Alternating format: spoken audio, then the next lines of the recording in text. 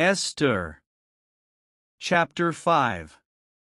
Now it came to pass on the third day, that Esther put on her royal apparel, and stood in the inner court of the king's house, over against the king's house, and the king sat upon his royal throne in the royal house, over against the gate of the house.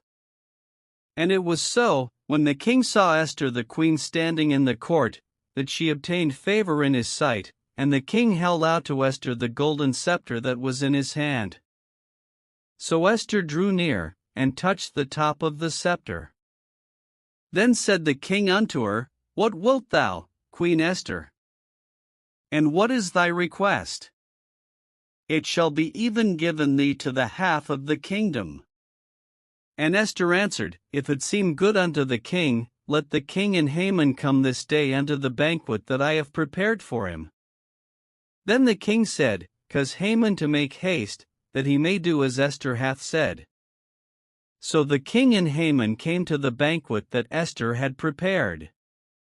And the king said unto Esther at the banquet of wine, What is thy petition? And it shall be granted thee, and what is thy request? Even to the half of the kingdom it shall be performed.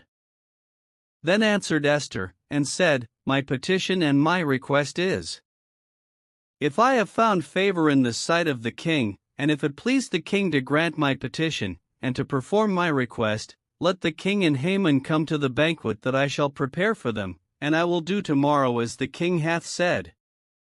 Then went Haman forth that day joyful and with a glad heart, but when Haman saw Mordecai in the king's gate, that he stood not up, nor moved for him, he was full of indignation against Mordecai. Nevertheless Haman refrained himself, and when he came home, he sent and called for his friends, and Zeresh his wife. And Haman told them of the glory of his riches, and the multitude of his children, and all the things wherein the king had promoted him, and how he had advanced him above the princes and servants of the king.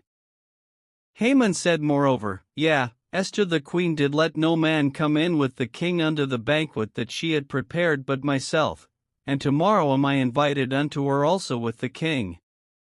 Yet all this availeth me nothing, so long as I see Mordecai the Jew sitting at the king's gate.